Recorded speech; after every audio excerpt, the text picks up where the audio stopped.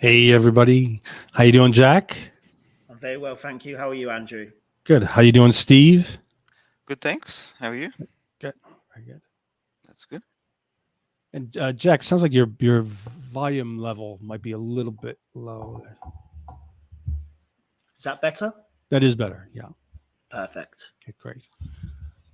So let me remind everybody to welcome and let us know where you're watching from. People coming in. Comments. Let us know where you're watching from. Comments under the live.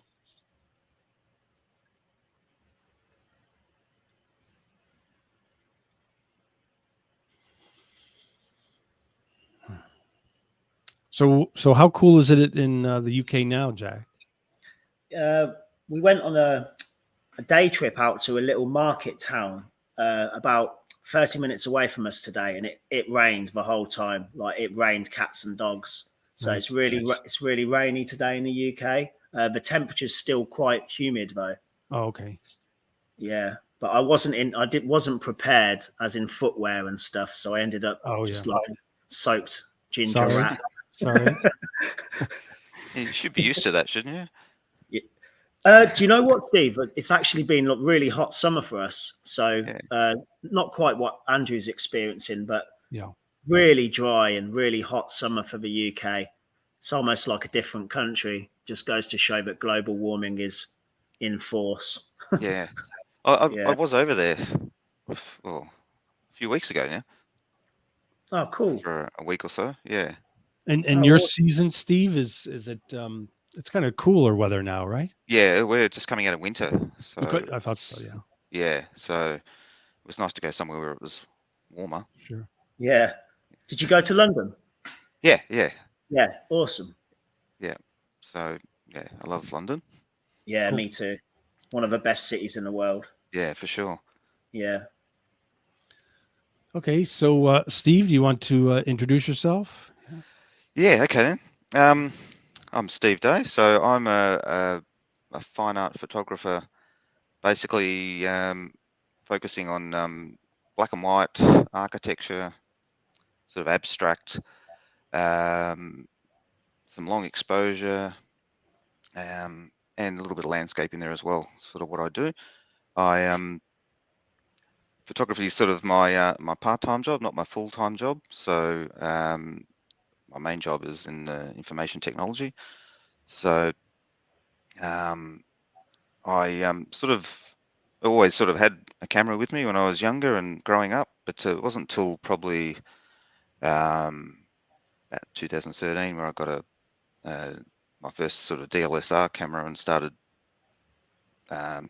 taking photography a bit more seriously. And then started practicing taking photos of all sorts of different styles, landscape. I had a macro lens, so I was shooting everything small and macro for a while there. Tried a bit of astrophotography and sort of got into long exposure. I started seeing people's long exposure photos and wondered how they did that. So I got myself some ND filters and started digging into how that sort of stuff works. And I so in that journey, I was sort of looking at other people's photography and sort of discovering what it's all about, and basically came across the photography of Joel Tingela. I can never say his name properly, and Julia Anna Gospodaro, and they're basically black and white fine art photography, and I sort of saw that a few years back and went, wow. Every time I saw it, I sort of stopped and sort of went, wow, that's amazing. I need to figure out how to do that sort of stuff, because it just really just made me stop and look, and was quite amazed. So I sort of started teaching myself how to do that. So that was probably 5-6 years ago I started doing that. So I learnt their techniques, looked at their work and works with similar sort of artists, and that sort of led me into the black and white fine art sort of architecture. And I mean, I've always been interested in architecture, even from when I was like in high school, and that sort of back then I wanted to be an architect. It sort of never happened, but I've always had that interest in the background. So it was sort of a natural progression to sort of start photographing, Right. architecture. So also there's a few other artists that I really admire. One of them's like Jeffrey Smart, who's an Australian painter from, I think he started painting in the 1940s, and he was sort of painted in like urban and industrial landscapes in this real sort of geometric, sort of precise sort of way, and that sort of is sort of an inspiration that's more subtle, I suppose, that Okay. has inspired me.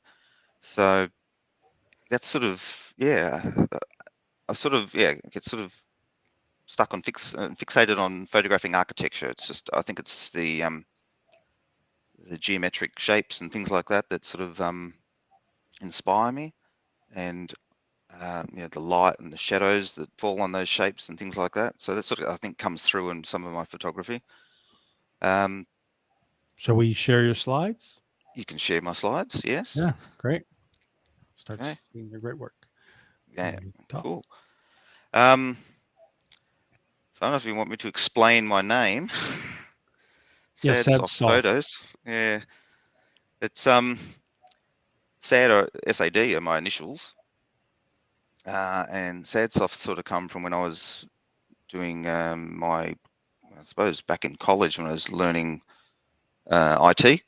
So I was writing software, so I sort of like Microsoft, I became Sad Soft, and that sort of name was just there in the background. And when I came along to have to create like an Instagram handle and that sort of stuff, there was so many other Steve Days out there.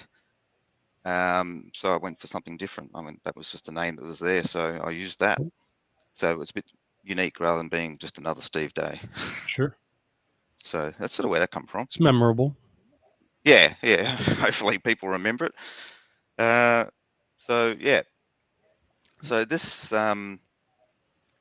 is a fairly old image of mine, one of my early ones when I first started getting into photography more seriously. And this is from in Berlin. This is the memorial to the murdered Jews, which is quite an amazing place, really. And you sort of have all these blocks there, and you just wander around between them and that sort of stuff. And some are like really quite high, and then you sort of get lost in the space there. And I was just wandering around, taking a few photos, and there was this red umbrella that someone was walking around with. So I sort of just snapped away a few photos and started sort of, playing around with it later. This is early days of me editing, so this was probably all done in Lightroom around about 2015. And yeah, that red just sort of stood out. So I ended up with that. And that's sort of Nice. early days. So I look at that a bit and it's sort of like, well, I've moved on a bit since then. But I'll move on to the next one. Okay.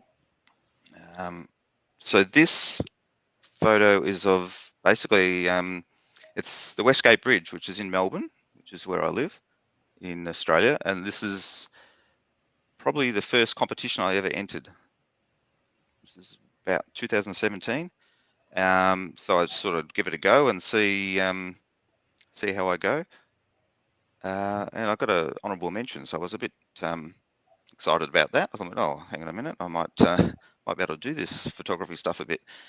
So that sort of led me on to sort of keep pursuing, I suppose, more and learning more as I went along. So that was just basically a few shots from under the bridge. Moving on to the next one. This is a long exposure of a building not far from my home.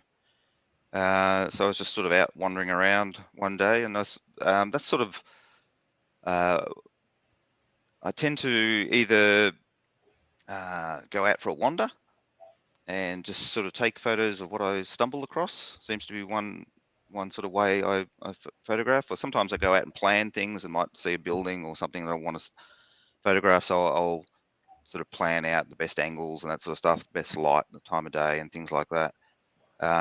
This was one I was just on like a bit of a photo walk where I just wander around and sort of I suppose the shape of the building and the patterns of that building, I sort of got right down underneath it and sort of looked straight up the face of the building there. But interesting with the clouds seem to be moving in two directions on that one. So that was an interesting effect that sort of noticed on the end afterwards. Cool. Next one. So this this building is a building at Melbourne Park, which is where the Australian Open tennis is held. And it's basically the admin building for the tennis sort of tennis center there. So I used to go past this on the train, and I always, as they were building it, I sort of looked, well, this is going to be a cool building when it's sort of built. So I went down there one day and just got a few angles. We ended up with that. I think this won a couple of awards as well. Steve, can I ask a quick question? Yeah. And then with your photography, do you shoot in color and then you convert it to black and white? Yep. It's all in color. It's converted to black and white basically in Photoshop actually. But most of my photos, I mean, I use Lightroom to organize my photos and do basic corrections like perspective corrections and clean up any dust spots and things like that. And at this point, do you tend to, when you're shooting color, do you see it in your mind's eye as black and white? Do you see like the contrast that you'll bring it into? Yeah, quite often I do. I'm looking at it, I'm I suppose visualizing what I'm going to see. Sometimes that happens. Sometimes it's just like might be just the shape or something of a building, and I'm like, I can do something with that. And quite often I suppose I open the photo to edit and sort of don't know where I'm going to end up sometimes. Right. So it sort of can be preconceived. And yeah, actually, sometimes when I'm taking the photo, I'm seeing it in black and white, even though I'm taking the photo in color, if you know what I mean. Great. So this is back when, back in my early days. This is probably when I first started using Photoshop with this. So with Photoshop, I use a panel that's been created by Joel Tinteljar that I mentioned earlier, and that panel encapsulates a lot of his processes and lets you create a lot of targeted contrast and gradients and things like that. He's a great educator, isn't he, Joel? Oh, he's fantastic. Yeah. So I use his panel basically on every shot I do now because it just simplifies the process a lot. That's interesting. Yeah. Yeah, I didn't know that he was making plugins and panels and stuff. That's cool. He's I think he's written a lot of it himself because I think he's got some IT background as well, sort of stuff. Yeah. So it's that's become like a core part of what I do in my workflow now. So I'll move on to the next one. So this was probably early days of when I was starting to use his panel. This one I've got a bit of a before and after here. So you can see I shoot in color there. It's not not the best shot of the original, but you can see I've sort of basically removed any buildings out of the background there, corrected the perspective, completely changed the background altogether.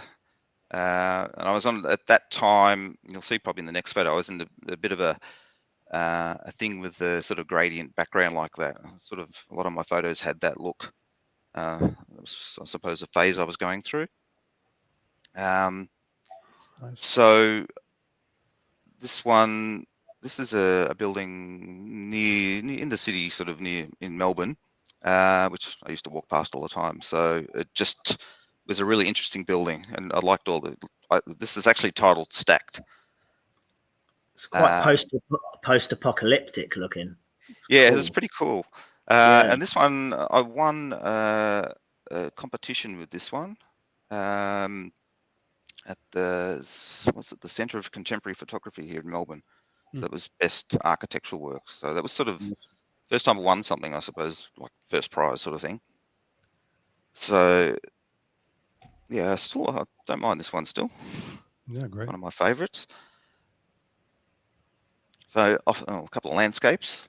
So these are from all along the Great Ocean Road, which is, I don't know if you heard of the Great Ocean Road, which is some quite dramatic coastline in Victoria here, not far from where I live.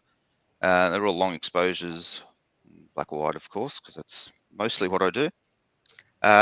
So I suppose I dabble into landscape every now and then just for something different. I think the one in the larger one there, that's rock's called Magic Rock, which is a bit of a trek to find because it's not sort of marked in any maps anywhere. So you've got to sort of saw other people's photos and sort of use Google to try and find where it was. And it's a hike down to see it, so it was worth the effort to get that shot and a few others. The one on the top right, I think, won a competition, like a monthly competition in a landscape award that I entered. Nice. So they're a little bit of landscape, something different for me. Right, so here's some more of the gradient background style that I was doing. This was around about 2018, I think. And these are basically, there's another one of the Melbourne Park building there on the left, and a few other buildings around Melbourne. The one on the bottom left is a sculpture, which is called the Yellow Peril in Melbourne. But you can see they're all got quite, I suppose, dramatic geometric shapes and lines, and that sort of draws me to them, I suppose, to take photos of them. Yeah. Nice. And really lends itself well as a series as well. Yeah, well, this series I had a few others in this series as well, and this series I entered a photo competition in I think it was the old Photo Plus magazine or something like that, and I ended up winning a competition from Photo Plus and got a trip to New York out of this. Oh, cool! I was quite amazed by that. So I got to go to New York, which I have a whole bunch of photos of coming up. Cool. This is Federation Square, Melbourne. This is a long exposure. So this is Federation Square's basically, I suppose, the main sort of square in Melbourne here, with quite controversial architecture. And this is sort of one part of it with all the shapes, and it's all sort of like a granite sort of look. So this is, I think, it was like a 5-minute exposure or something. I remember that was rained probably like a minute after I finished taking the shot. Bringing back memories of the architecture in Blade Runner. So when he gets to like where the Tycorp, the corporation, when he goes to visit the guy who runs the whole thing, the building that's like way up in the sky, it reminds me of that a bit. Futuristic. Okay. Yeah, nice. Cool. Next one. So there's just a few buildings I've taken around Melbourne. So the one on the top left it's an apartment building in sort of the Docklands area of Melbourne. So I've called that one Waves in the Sky because it just looks like waves sort of lapping. One in the bottom left is it's almost right next to that building. So that's I don't remember what that one's called, but it's a slanted building. So the sort of top half of the building slants at, I think, 5 or 10 degrees or something like that. So it's interesting shapes. So basically, when I take these photos, a lot of what I do once I've done my work in Lightroom and then move into Photoshop, basically the first thing I'm doing in Photoshop is basically doing a whole bunch of selections of all the different of the sky, of the building, all the different panes of the buildings. So that can take me hours, quite often over a few days, to do all those selections, and they're quite precise, and it's almost therapeutic to sit there and take my time doing them. Is there much use of a pen tool there, Steve? Yeah, it's a lot of pen tool. Yeah. And lately now Photoshop's got the sky selection and your subject Sky selection and that sort of replacement, stuff. yeah. Yeah. I use that, but Joel's panel has taken that and added his own enhancements to it, so it improves the sky selection and subject selection really Cool. quite well. But still, there's quite often a lot of tweaks you have to do where the selection doesn't work properly because the contrast is sort of not there. So there's a lot of work with the pen tool to get it accurate. And Steve, can you take a question? Yeah, sure. Yep. Yeah. So Chris Washburn asks, what sort of ND filter do you use, assuming you use one? I do use ND filters. I use Format High Tech is the brand, and most of the time I'm using about 16 stops of filter. So that usually gives me a lot of my long exposures for buildings are around about 5 minutes long. So, right. Yeah. I hope And that then answers the question. And then a question I had was, when you look at these and you see the kind of balance between the light and the darks, especially in the top right, do you tend to go in and do like a dodge and burn layer where you burn out areas so the light areas can kind of come up through it like you do in the top right one? Yes. A lot of once again, a lot of that's done with Joel's panel, where it's basically he has a tool in there called creating depth, which basically does within a selection you do gradients. Okay, I might have to get the link from you for that. Yeah, it's pretty good. So basically, you'll have a selection, and you can use this creating depth to basically highlight in a gradient the light and the shadow and things like that. I mean, his panel also includes luminosity masks. He has a whole section where you can have he's got the zone system from Ansel Adams that you can sort of break it up into 10. He's got 10 zones in there, so you can sort of target adjustments by the zones and things like that. So it's quite comprehensive. It's got so many little tools in there. I don't use everything in it, but I use what I need to. Sure. Great. Moving on. So this is the Geelong Town Hall, which I was working down in Geelong for a couple of years. So I used to sort of walk past this all the time.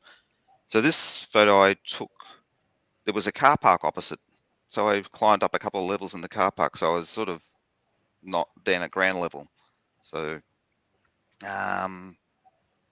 yeah, just walking past and thought, I've got to get a photo of that one day. So I took my camera down with me one day and got that. So there's, once again, lots of selections in there to highlight the different aspects of the building and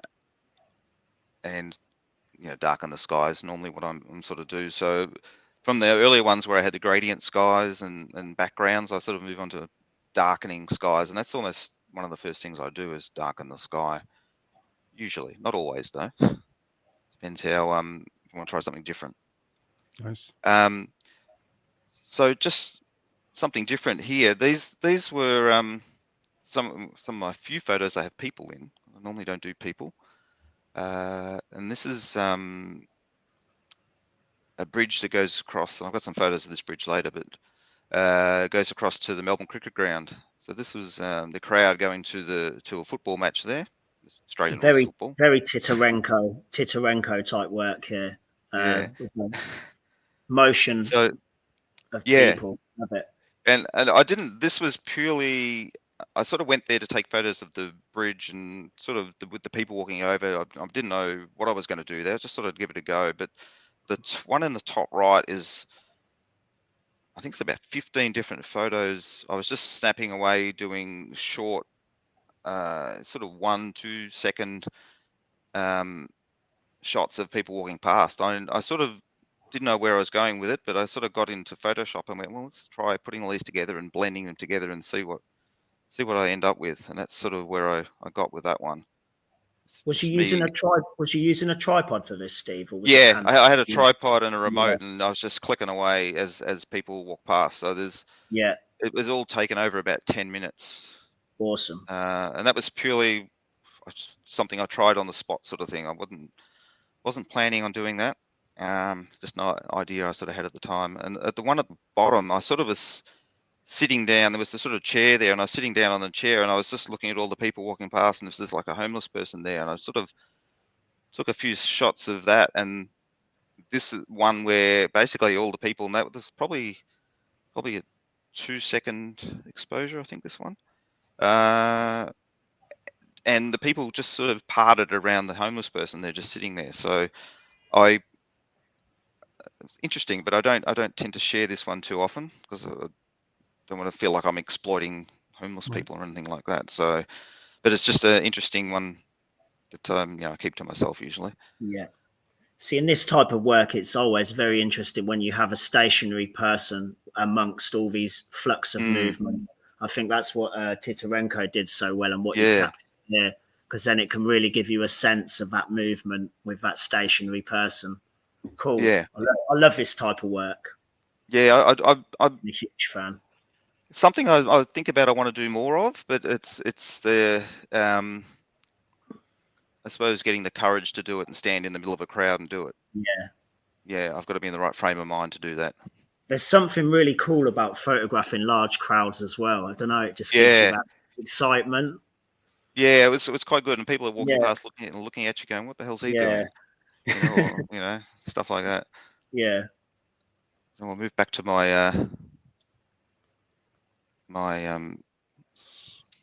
there we go. Wow. So this is start of my sort of New York photos. So basically I was in New York for a week on my own, just spent every day walking around just taking photos. So this was probably the last photo I took in New York of the Empire State Building. So I'll call this one Dark Empire. So sort of inspired by a few photos of some other artists I've seen, but my own take on it. Darker sky, sort of what I sort of was doing at the time. And basically lots of selections in here. All those lines, those vertical lines are all separate selections and things like that to highlight those lines. So it's basically when I do all the selections and I have all my selections, it's almost like then I start to color it in. So it's like, these are, so and quite often it evolves. It's not just basically straight to that. It'll be very steps along the way, and like I will tweak, it'll get darker here, lighter there, and it's trial and error, a lot of it. Just to sort of end up and I get to a point and go, well, yeah, that looks pretty good. And I might sit on it for a couple of days and come back and look at it again and tweak it a bit more. And then I might throw it away and go, no, I don't like it. There's a lot that have been tossed on the sort of heap as I've gone through. Not quite got right, but I'm sure we're all like that. Yeah. So this is the Guggenheim Museum. So, which is, I suppose, one of my favorite buildings in New York. It's just so unique, and had to take lots of different angles there. It was fascinating. That's the one when you're inside, you're like spiraling down, correct? Yeah. I had a few photos on the inside, but it was hard to hard to capture the scale of it inside. Sure. With the lens I had with me, so you need a nice big wide angle lens to get the scale inside. But yeah, it's an amazing building. Yeah. So this is in Hudson Yards in New York, and this was not open when I was there, because that the little point you see at the top with the hole in it is a viewing platform. So that's about 100 stories up. So it's quite a tall building. I was just sort of walking past, and I liked the angles and the shapes and all those different panes you can see of the building there. Just snapped away as I walked past on that one. Nice. That I think I won an award with that one as well. Great. That was got a few honourable mentions with this one as well. Nice. A whole bunch of different competitions. So that was yeah. Moving on. So a few other New York shots. So the Manhattan Bridge at the top. I didn't take a lot of photos of the Brooklyn Bridge, but this Manhattan Bridge, not many people walk across, so not many people photograph. Sort of the Brooklyn Bridge gets most of the attention, but this one the bridge is actually sort of like a blue color, and you can see it's got those sort of white sort of triangles across the middle, across the deck there, and they sort of really stuck out. So that's sort of inspired me to take this shot. The bottom right is the new World Trade Center building, so that's sort of my take on that. And the bottom left is the Grace building, which is sort of you can sort of see it a bit in that the bottom of it sort of curves up, which is interesting. I've seen other people taking photos of it, so that sort of was on my list of things to see while I was there. Nice. Yeah. So this one is taken from that's 42nd Street, the Chrysler building there in the background, and one of the few spots where there's like a bridge in New York. So it's taken from a bridge, and it's a very popular spot. I mean, I've seen lots of photos of this, and I think this is where people go and take photos, what they call Manhattan Henge, when the sun sets at the end of that view. So this, and the spot is so popular, there's like GoPro mounts on the bridge. So people must use their GoPros there. And I've seen photos where there's literally hundreds of people in this spot where I'm taking this photo, but I was basically there on my own at this time. So this is, I think, a 8-minute exposure to sort of blur out all the cars. There's a fair bit of traffic there, and even in the 8-minute exposure, you can see the cars sort of stopped on the road there in the traffic. This one I've called Beyond the Shadows. Basically, I've created a lot of shadows and dark there and highlighted the buildings in the distance. And I was going to say that I really love your kind of transformative vision. Like if you look at the one on the left, it's nice architecture, but it's kind of like a typical New York trees sidewalk scene. And then with yours, you completely transform it where the dark and then highlights, where the highlights come down. Like you don't see those highlights in the original at all. And then the way that you accentuated the highlights at the top of the road and the top of the Chrysler building really kind of gives it a futuristic and otherworldly feel. Cool. Like I feel like I'm in a movie. So it's nice. Yeah, this is another one where I took the photo. The spot was on my list of places to go, and I had to go there and had to take that photo, long exposure. But I didn't know where I was going to end up with it until I sort of got to Photoshop and started playing around. And I knew I would probably make it darker and highlight things, but it sort of evolves as I go along. And once you start, I suppose, analyzing the photo in Photoshop and seeing the shapes and what sort of buildings in there you can highlight and that sort of stuff, it sort of evolves as I'm working on it. Nice. And this one's probably one of my most successful photos. I won a couple of awards with this, second places and things like that. So I'm quite happy with how this one ended up. This is another one of my favorites from New York, the Radio City Music Hall. So I've got a bit of a the progression of how I sort of edited this one. And once again, this was just me walking past, took a photo because it's an amazing sort of building and lots of because it's Art Deco, so it's lots of flat surfaces and shapes from the Art Deco building. Nice. But I sort of wanted to emphasize the way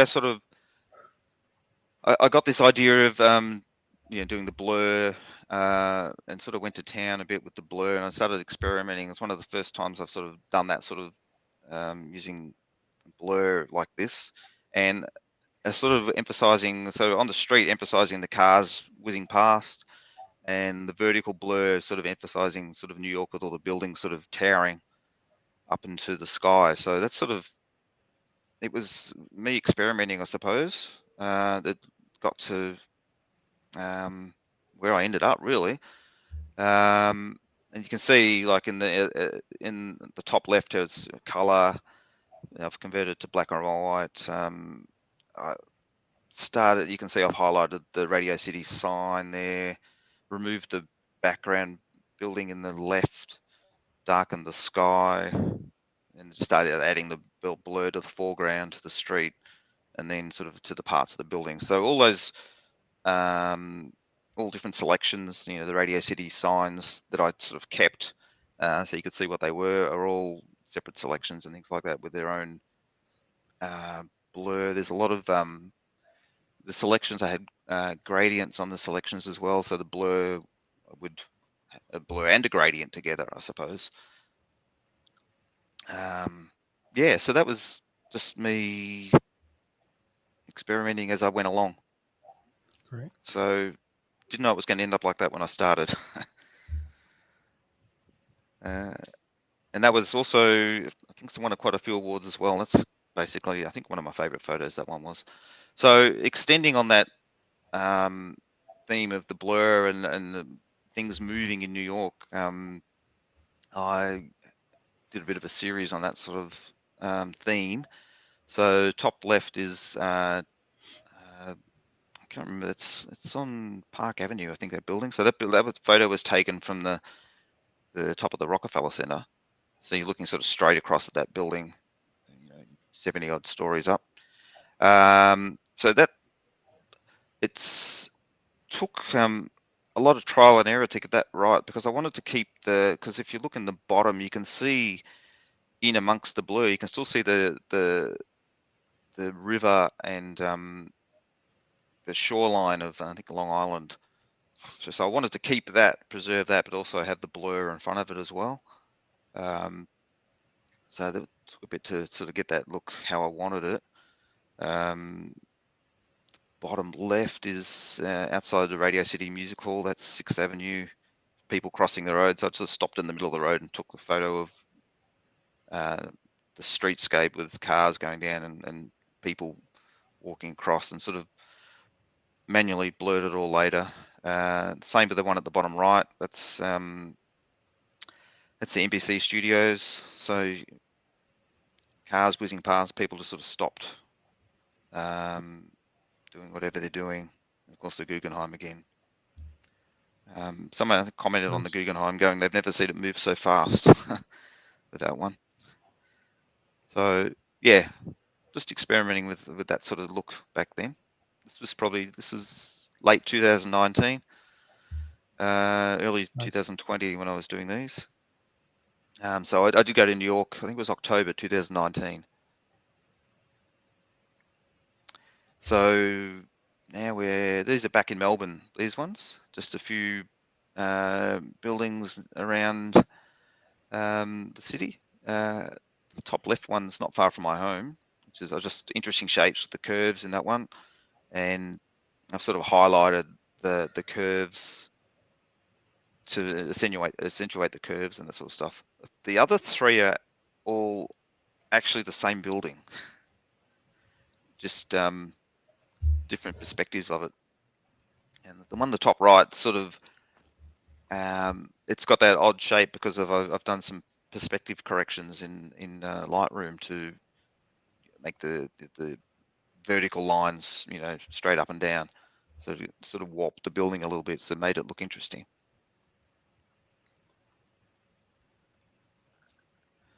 This one is Balti Bridge, so I was sort of playing around again. And I had this idea of, when I was doing it, I was sort of, well, maybe if the bridge sort of jumped out of the photo. So, yeah, I don't know where that idea came from, but just something, I don't know where it came from, just something I was trying as I was going along, and just sort of blurred the water. This is probably a long exposure as well, probably a few minutes. And this is, it's the Balti Bridge in Melbourne. So it's Nice. interesting, yeah.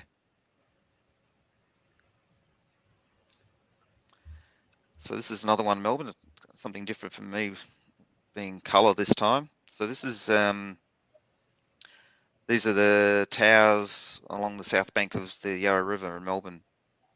I'd seen people photograph it, so I sort of wanted to get all of the towers in one shot. So I had to sort of walk along the other sort of side of the river until I could get them all in the one shot. This is probably We have around. my friend Rose Karen from Melbourne. I'm visiting Oh, my daughter, so keen to get photos. Yeah. there you go. Hi, Rose.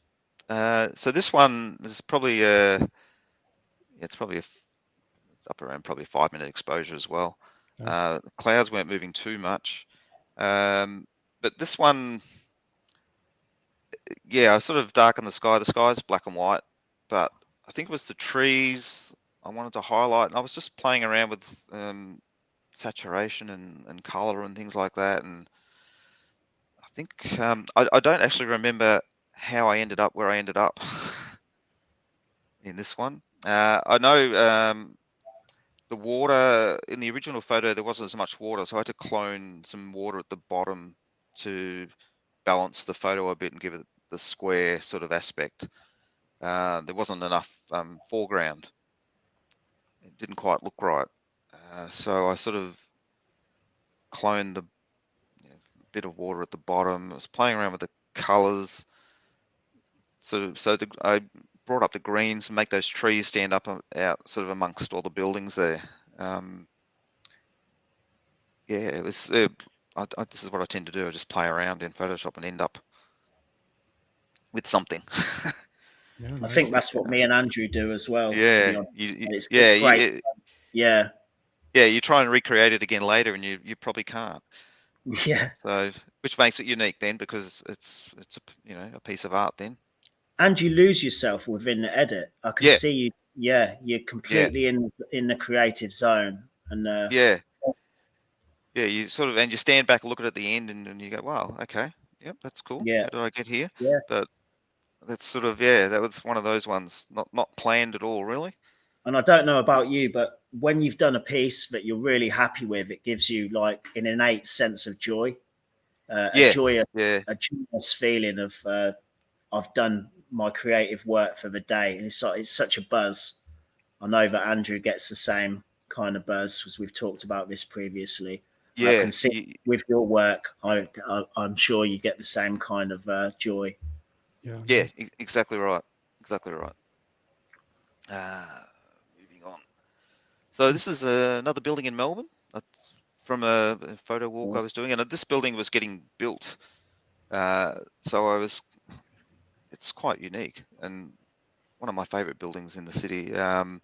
With the shapes, is very, I don't know how to describe it, but uh, I sort of had done a walk, and I wanted to get some photos of this building, but I had to sort of angle it because there was still a crane on the other side of the building, and still hadn't been completed. But I sort of got a few different angles where you didn't see sort of the construction work still going on, but still quite an amazing building.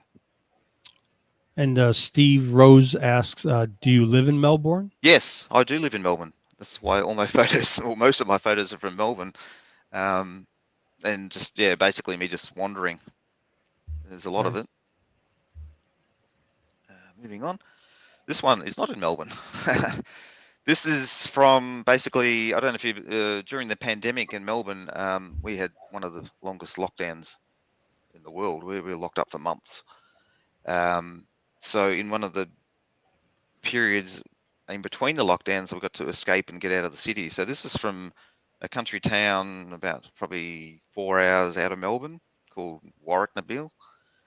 So I was just basically driving through and saw this is the town hall, nice sort of Art Deco sort of building, and thought I can do something with that. So I snapped away, and it was probably a couple of months later that I actually got around to editing it, and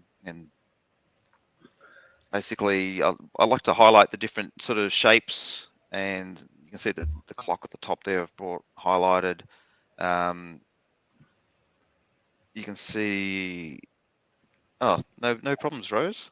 Are you in Melbourne, Rose? I think she's visiting her daughter. Okay. Oh, okay. Yeah. Yep. Cool. I think Yeah. she's in Australia. Yeah. Yep. Cool. So this one, this I took out any distractions. You can see there's a light pole there I removed and things like that. The sky, basically, because it wasn't a long exposure, I sort of used some blur in the sky to make it look like a long exposure. And yeah, that's sort of what I ended up with. So that's just sort of, the building just caught my eye as we were driving past, so I had to stop. And I was going to say, the one thing I really like about this is you have it in the color version, but you really bring it out in the black and white. There's a real sense of silence. Like I feel like I'm really transported to a sense of silence where I feel like people do not exist in this town. It's just this beautiful, very, very solid silence. Yeah. Yeah, and it was very quiet at the time as well. So thank you. Rose says I'm out in Yarragon, so I'll do a Oh train yeah, trip. in Really enjoy the Gippsland. building.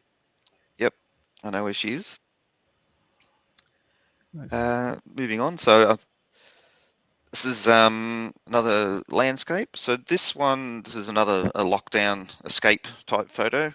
This is what it's called at the moment, Winton Wetlands, which is sort of a few hours out of Melbourne. This actually used to be a lake, a reservoir. So this was all flooded. So this is why all the trees are dead.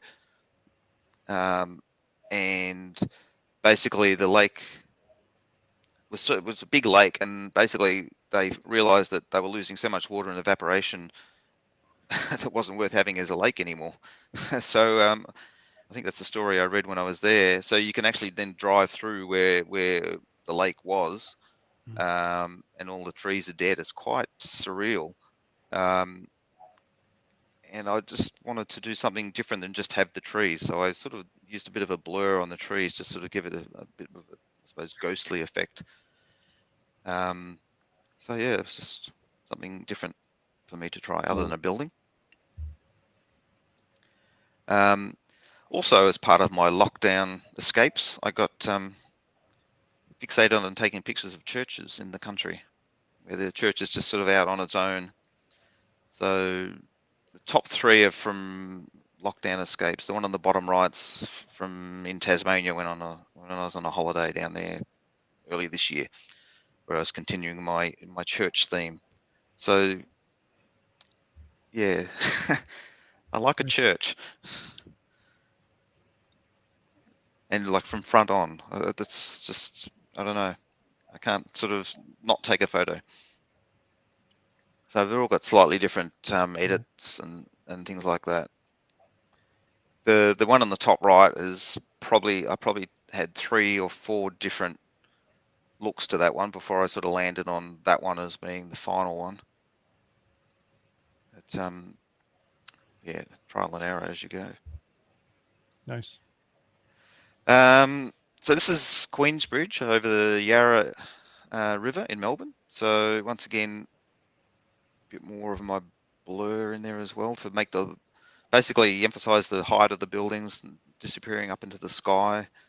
This is another, I think, probably a 5-minute long exposure as well. I think this is the image that first brought you to my attention. I think you were this one at Paris, Le Prix La Photographie. Am I right, Steve? Yeah, it Yeah. did get I've got some notes here. I'm trying to find it. This one, a gold award at Paris. Yeah. Yes. Um, Timeless image. I love this picture. so yeah, I'm quite happy with this one. So it's once again one of those things. Yeah, just I don't know how I ended up there, but you yeah, can't describe the process. It's hard to, isn't it? Yeah. Moving on. Nice. So these ones are basically all from the same photo walk I did around sort of south. It's called Southwarth part of Melbourne. So you can see the top two have got clouds. It's actually the same cloud. So I was experimenting with, putting clouds into photos and things like that. I just thought I'd see how that goes. So the cloud's actually from another photo altogether. So the top left one I've called Y, because they're all shaped like Ys, which are basically they're just lights in a car park, which on the bottom right is the car park. So different angle. And the other two basically it's a freeway overpass and just sort of this artistic structure that someone's created as part of the freeway. And I sort of, it's been there for years and always sort of wanted to go there and get a photo of it one day. So just sort of wandered around and get different shots. So sort of semi-planned of what I wanted to do there. Once again, the one in the bottom left is lots of selections in Photoshop and highlight all the under part of the bridge there. Sky was probably clear skies those days, so there was just added a gradient to the sky and things like that. The one at the top right, the color one, is the birds are actually in the photo when I took it. The cloud wasn't. Nice. And I thought I'd do color for a change there as well. Another couple from Melbourne. So that's the top left is the Swan Street Bridge, which is not far from where I live, and I sort of walk across it very often. And that bridge has recently been updated to add all these sort of panels across that stick out of the bridge across the on the side there. That's all sort of recently added, and I like the I suppose the shadows they create. And they all stick out at different angles, well, same angles but different amounts. And the bridges, it's got lots of flat panes and shapes, and they're all under the bridge. They are all separate selections. This took ages to and all those panes on the side of the bridge are all selections. So I've got to highlight all those different parts separately. So it's probably a few days work just to do Many the selections layers. on that. Many layers later. Yeah. And then different highlighting the different parts under the bridge and things like that. So yeah, it's a lot of work in that one. The one on the bottom right is Melbourne Square, I think that building's called.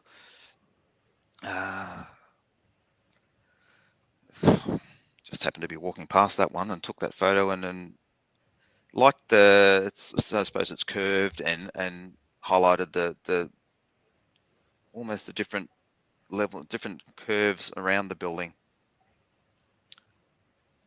This one I used to go past on the way to work. Thought I have to go back there one day. It's in Docklands in Melbourne, and just like the repeating nature of the building, I have a color version of this one as well. But I had to do a black and white one as well because it's sort of what I do. and I just highlighted those different I don't know what you call them, towers, almost, as they disappear into the distance a bit. Nice. And emphasize the light on each one. So this one is this is at Melbourne Park, the tennis centre in Melbourne here, where the Australian Open is. So this is like a newly constructed show court, which I used to walk past with my dog, and had to wait till it was finished being constructed so I could get this shot. So this is a long exposure. You can see in the bottom the original there. Once again, a darkened the sky. And I sort of had this idea with this one that there was, something going on inside, and the tiles are sort of highlighted, sort of leading you in to see what's inside. Sort of idea I had behind this one, which sort of evolved as I was editing it. It was just one of those buildings that I need to photograph this building because it's such a interesting building. But the whole concept evolved as I was going along, and just these ideas sort of popped into my head. And basically, I think the lighted tiles in the foreground was a bit bland without them. So I thought I needed to do something there to just add something to the photo, and that sort of led to the concept of having wondering what's going on inside there. Great. This is an abstract, I suppose, of part of that building. So this was not taken at the same time as that. This was taken earlier when it was still being built, but just like the curves and the I think I called this one receding because the lines there just sort of disappear off into the distance. These they're drinking fountains that appear around Melbourne. A lot of people don't probably notice them in different spots around the city, but there's quite a few, and I sort of went, I need to get some photos of these, and that's sort of an ongoing thing I'm doing. I've got to go and find some more, but they're around the inner city. There's quite a few of them. So this is just a little sort of series that I'm, I suppose, putting together over time, because they're not something that I think people notice. People just walk past them and don't really notice them. Nice. This is the Ballarat Town Hall. Ballarat's this little regional city, probably an hour and a half out of Melbourne. So I was up there visiting friends one day and sort of had a bit of a walk around there. I was up there for actually a photo exhibition they had up there to have a look at photos of some other people they have every 2 years, and went for a bit of a walk around town. And of course I like this building because it's sort of geometric shapes, and you can see the original one there. So it's taken in the middle of the day, and I've sort of made it nighttime and left a little bit of color in there still. So I think I kept the original color and blended in a layer of the original sort of color later. After I think I would have converted it to black and white and then blended a color layer over the top at the end, almost, to sort of bring in the original color, something like that.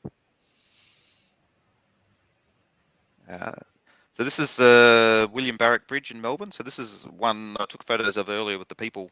So I'd sort of had a few attempts at getting this shot over a couple of years, I suppose, and eventually got this shot. It took a while. I had to take a few attempts actually to get this shot when I was there, because the bridge would bounce as people ran across it, which would then, ruin my 5-minute long exposure as people were. So I had to try again until I actually got one where the bridge wasn't bouncing too much. So this is basically a pedestrian bridge. And I had sort of envisaged what this was going to be. I knew I wanted to get this sort of type of shot beforehand. and yeah, ended up with this. The highlight, I wanted to highlight the buildings and highlight the I suppose that structure in the middle that holds the bridge together. I've called this one's called Serpent because it sort of reminds me of a serpent with the shape of that the structure there. I love the composition, beautifully composed, Thank you. leading lines, and then Yeah, lots of leading lines sort of leading you into the city. skyscrapers in the background. It's beautiful, and the gradient sort of leading you down with a line. Brilliant. Thank you. This is another landscape. This is in Tasmania. So this is the Mersey Bluff Lighthouse. So this was like you can see in the bottom in the original there, it was taken around at midday, but it was like quite a heavy fog in the middle of the day, and it was like quite warm. It was like high 20s in Celsius. So it was quite odd. It was warm but foggy in the middle of the day. It was really quite weird. And so it's sort of architecture, landscape. I like the lighthouse, and we sort of had that light coming from the right through the fog. So yeah, I had to do something with that one. It was, I could sort of when I was taking this photo, I could visualize where it would end up. It's one of those ones that I sort of pre-visualized what I was going to do. So this was quite intricate with the top of the lighthouse there with the railing. So I had to. They're all selections. I manually selected all around that railing, which took a while. Just because it was, as you can see, the original one. There's not a lot of contrast between the railing and the sky. So to get a selection around that, it was quite difficult. And yeah, I wanted the railing there highlighted with the light on it and that sort of stuff to just it needed to be like that. And I mean that's some of the things I do when I'm doing the selections, and when you're really darkening the sky, you end up with quite a lot of contrast and you get a lot of halos around the edges of the building. So I spend quite a bit of time. One of the last thing I do is clean a lot of that up, and that's all done sort of using the clone tool, basically. Nice. Just cleaning up any little remnant halos, just to it's me being a bit of a perfectionist, I suppose, because you can always see it. So, and it makes it more realistic, I think, if you don't have those sort of edge sort of halos and things. So next one. So this is also in Tasmania, something different for me. I thought I'd just try a colour landscape with a bit of a sort of almost washed out sort of look, but highlight the I suppose the colour of the sand and that there. So this is a town called Stanley, and that rock formation is called the Nut. It's on the north coast of Tasmania. So little towns nestled up next to the rock there, and you can walk up that rock. It's hard work. Yeah, it's quite steep. Yeah, it's a killer walking up that. But yeah, this is sort of looking back at the town. The town sort of just nestled on the right of the rock there, right at the base of it. So yeah, it's just something different. And I think I tried black and white, but I thought colour. Yeah, I'll try some colour. Another building in Melbourne. This is Queen's Place. So this is just I suppose the different panes of this building sort of contrasting against each other. It looks quite different. My interpretation of it actually looks quite different to what it actually looks like in real life. So yeah, there was another one, just a walk around town, and sort of snapped away at that one. It got quite dark on that one. These are quite recent. These are from probably early this year. Another me experimenting with colour on the left. This is a building that's quite it's an old sort of building in Melbourne. And I remember this when I was a kid. The tower on top of this building used to light up and tell you, like, forecast the weather. The lights would flash and sort of indicate what the weather's going to do, whether it's going to rain or be fine or whatever. I remember that from when I was a kid. And I always sort of thought I must go and take a photo of that building one day. So I finally got around to doing it and ended up in colour. The one on the top right, I wanted to do a light background rather than dark again. So just me trying something different. So it's a dark building, but I wanted to get a light background rather than darkening the sky like I typically do. And I like the shape of the curves of that as well. Yep. One of the bottom right's another quite new building in Melbourne as well. I just like the pattern up the front of that. Just caught my eye and thought I can do something with that. All those lines are all separate selections as well. So I can sort of highlight them separately to the building.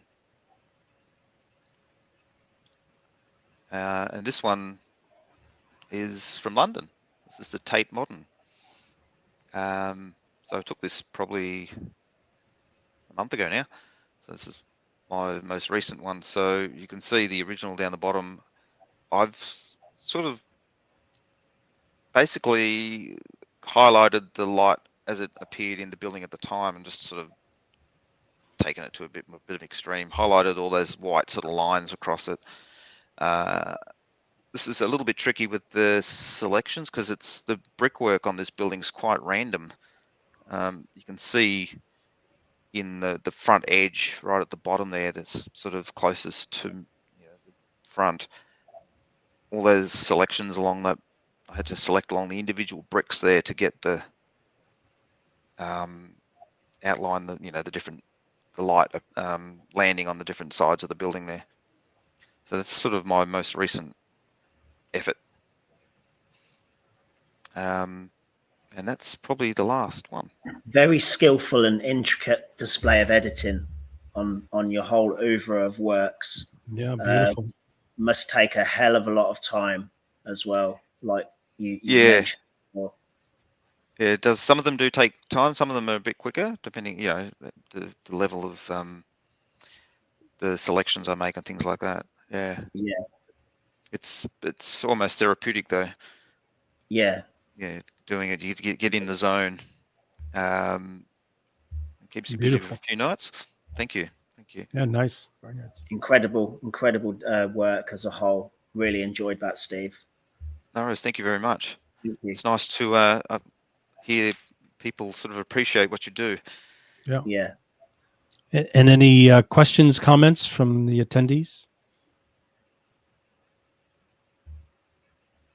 Just, I think they love your work. So, yeah. Hopefully, they're all gobsmacked. That's right. And Rose says, "Have you taken any photos of the Melbourne rail station?" Flinders Street Station. I that was one of the ones that got the cut from my I had it in and out. And I went, no, I won't do that one. I have got a colour of the Flinders Street Station during lockdowns. There was no one there, and that's sort of one of the busiest spots in Melbourne. So, one of our escapes from lockdown, I wandered into town and got a photo of the station with basically 2 people out the front. Someone says, "Thank you for sharing your images." No problems. And I was going to say, before I share Steve's links where you can find him online, I was going to ask Jack if he wanted to speak a bit about the Influx gallery that we are all represented by. So, Jack, do you want to talk about that? Yes, Andrew. Well, we formed the Influx Gallery to showcase the very best in contemporary art, and it quickly became mainly a photographer's gallery, really, showcasing a who's who in world photography. Very lucky to have artists like Steve Day and Andrew Kavanagh on board.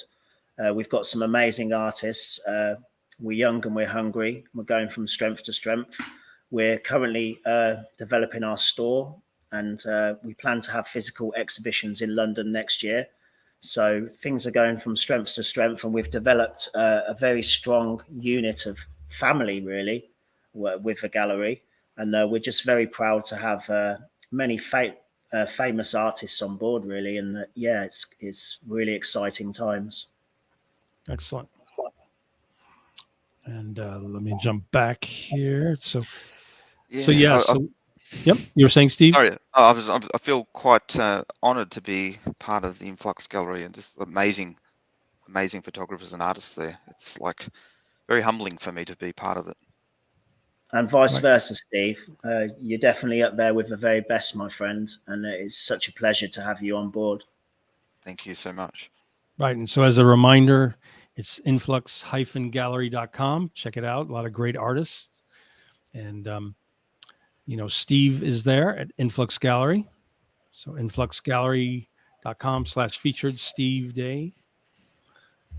And you can also find Steve on Instagram at the Sad Soft Photos. His lingo. My That's unique handle.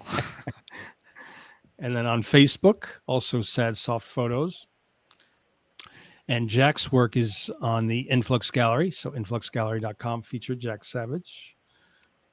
And so am I. I'm at Influx Gallery, featured Andrew Kavanagh. So yes, to check out the Influx Gallery. It's got a great variety of amazing artists. So, and please subscribe to Andrew's YouTube channel too, because there's a lot going on there. It's tutorials, fascinating interviews with who's who of world art stars, really, not just photography, digital art, panels on. Yeah, it's a fascinating channel. So anyone out there, please do subscribe.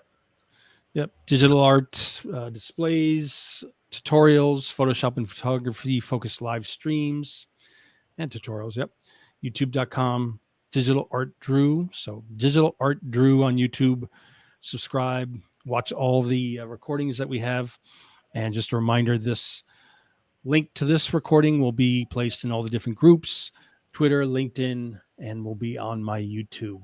So I'll see you at Digital Art Drew on YouTube. Definitely. And thank you so much, Steve. It was really great work.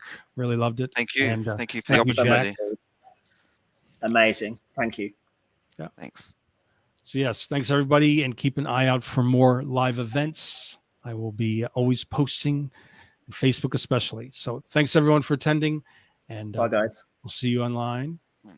Thank you.